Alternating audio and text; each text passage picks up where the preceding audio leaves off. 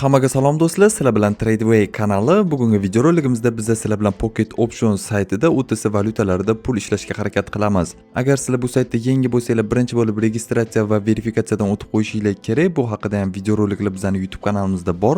Bemalol o'tib ko'rib olishingiz mumkin. Demak, biz profillarni to'g'rilab olganimizdan keyin bemalol bu saytdan pul ishlasak bo'ladi. Demak, bizda ko'rib turganingizdek MAD USD valyuta birligi turibdi, ya'ni OTC da biz time frame 1 minutligiga o'tkazamiz. Bu yerda ko'rishingiz mumkin. Повышающий trend bor. Kelinglar, shu yerda biz 1 daqiqaga tepaga qarab $50 сделка ochamiz. Demak, balansimizda $2134 bor edi. Sizlar bilan birgalikda video davomida $102 ishlab bemalol bugungi targovli sessiyamizni stop qilsak bo'ladi. Hozirlarga liniyalarni chizib ko'rsatib beraman. Demak, bu yerda bizani aytib o'tganimdek повышающий trendimiz bor, ya'ni mana bu yerda уже bozor sekin tepaga qarab ketyapti. Mana shu liniyalarga tekkanda bu inglizchasiga uptrend bo'ladi. Demak, bozor yaqinlashtirsak ko'rib turganingizdek hozirda bitta switch mana shu pastga qarab tushib beryapti. Agar bizning сделкamizni minusga olsa, biz bemalol yana tepaga martingale strategiyasini ishlatib сделкаlar ochishimiz mumkin. Demak, сделкamiz yopilishiga hali 20 soniya bor, lekin ko'rib turganingizdek bozor pastga qarab tushib bera olmayapti. Katta soya qoldirib ko'rishingiz mumkin, yana sekin tepaga qarab yurib beryapti.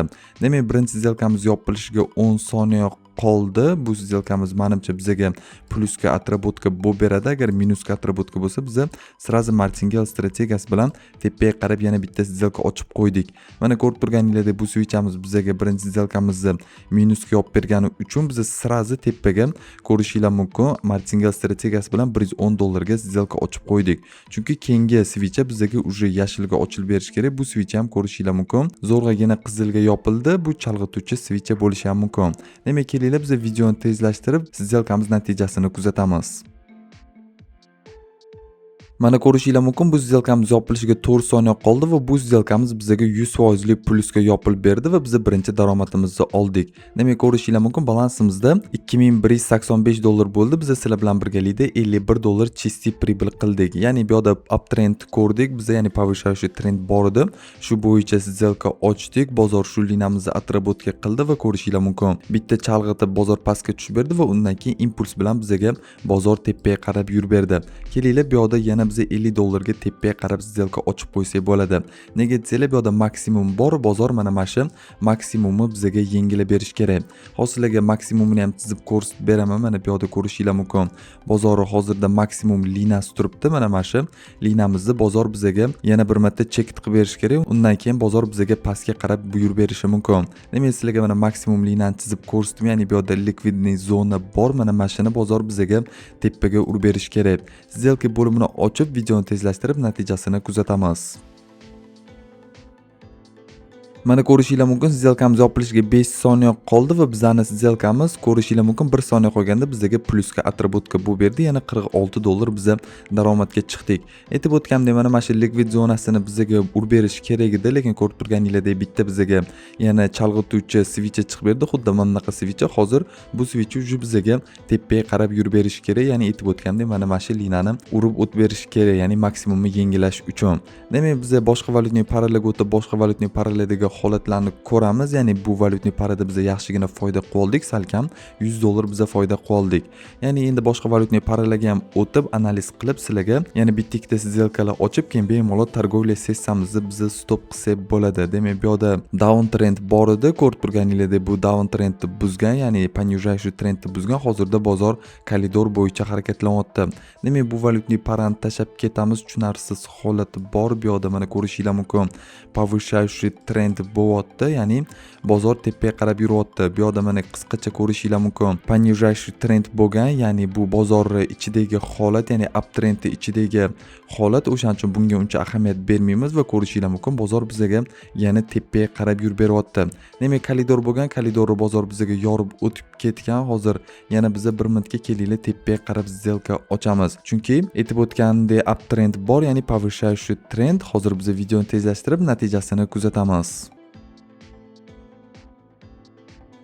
Mana сделкamiz yopilishiga ko'rishingiz mumkin 8 soniya qoldi va bu сделкamiz bizga minusga yopildi. Bu valyutning parani o'tkazib olishimiz kerak. Hozir men trend davom etadi deb tepaga qarab сделка ochgandim, lekin ko'rishingiz mumkin shu bozor pastga qarab yurib ketyapti. Demak, biz bu minusni hozir qoplaymiz. Video davomida boshqa valyutning pariga o'tib biz сделкаlar ochishimiz kerak. Demak, martingale strategiyasi bilan $110 ga keyingi сделкani ochamiz, lekin sizlarga martingale strategiyasidan foydalanishni tavsiya etmayman. Buning uchun sizlarga psixologiya kerak bo'ladi.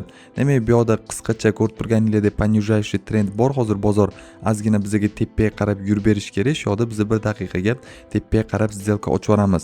Ya'ni sal shoshildik, pastroqda ochishimiz kerak edi, lekin bu сделкamiz bizga plusga atributka bo'lib berish kerak. Bu yoqda mana повышающий trend ham bor, ya'ni bizani keyingi maksimumimizga bozor yurib berish kerak.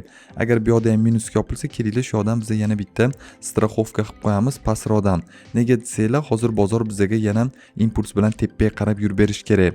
Yoki mana shu yoqda уровень поддержкамizga teganda biz yana сделкаlar ochishimiz mumkin. Kerakli bu yoqda biz $250 bilan сделка ochamiz 1 daqiqaga tepaga qarab, chunki ikkita сделкamiz hozir minus bo'lishi mumkin, lekin bozorda volatilность katta, impuls bilan bizga tepaga qarab yurib berishi ham mumkin bozor. Demak, ikkita уровень поддержкani urib o'tdi. Mana shu yoqda biz tepaga qarab сделкаga kirsak bo'ladi. Nega desanglar, ko'rishingiz mumkin. Уровень поддержкаlardan likvidностьlarni oldi bozor. Shu yoqda biz yana bitta сделка ochib qo'yamiz va videoni tezlashtiramiz. Ya'ni bu ikkita сделкamiz bizga minus bo'ldi. Aslida mana bu ikkita ochgan сделкamizni biz natijasini kuzatamiz. Mana ko'rishingiz mumkin, birinchi сделкamiz yopilishiga 3 soniya qoldi va birinchi сделкamiz bizga plusga atributka bo'ldi, bizga daromadni berdi. Ikkinchi сделкamiz ham yopilishiga 4 soniya qoldi va u сделкamiz ham bizga 100% plusga yopiladi. Ko'rishingiz mumkin, balansimizda $2421 bo'ldi. Xuddi shunaqa vaziyatlar ham bo'lib turadi. Bozor impuls bilan pastga tushgandan keyin ko'rib turganingizdek, impuls bilan bizga tepaga qarab yurib beradi. Bu yoqda bitta switch bizga adashdik. Bu switch вообще katta impuls bilan pastga qarab tushib ketdi va ko'rishingiz mumkin, u minuslarimizni biz bemalol qoplab oldik. Demak, bugungi targovlik sessiyamizda sal опасныйroq vaziyat bo'ldi. To есть ko'rishingiz mumkin, volatilность katta bo'lgani uchun sal qo'rqinchli ko'rindi, lekin biz minuslarimizni qoplab oldik martingale strategiyasi bilan. Demak, sizlarga ham tavsiya etardim, o'zingizlarni balansingizdan 2 dan 5% gacha summa qo'yib сделка ochishinglarni, shunda sizlar psixologiyalarni yo'qotib qo'ymaysizlar. Ya'ni psixologiya ketib qolsa, sizlar minusni qoplash maqsadida va bank qilib sizlar balansinglardagi pulinglarni minus qilib qo'yishinglar mumkin. O'shaning uchun bozor holatiga qarab trendni aniqlab, liniyalarni qo'yib olib, ya'ni uptrend yoki downtrend, support zona, resistance zonalarni qo'yib olib, сделкаga kirishinglarni tavsiya etaman. Bu haqida ham bizning YouTube kanalimizda videoroliklar ko'p polni tushuntirib o'tganmiz. Bundan oldingi videolarni ham ko'rib, sizlar bemalol o'zingizlar ham texnik analiz qilishni o'rganib olishinglar mumkin. Demak, sizlar bilan birgalikda biz adashmasam $300 ga yaqin pul ishladik. $2135 bor edi, ko'rishingiz mumkin. $2421 qildik, ya'ni plus minus $290 sizlar bilan birgalikda foyda qilamiz. Agar sizlarga analiz haqida ko'proq ma'lumotlar kerak bo'lsa, bizning YouTube va Telegram kanalimizga obuna bo'lib qo'yinglar, ko'proq foydali ma'lumotlar olib borasizlar.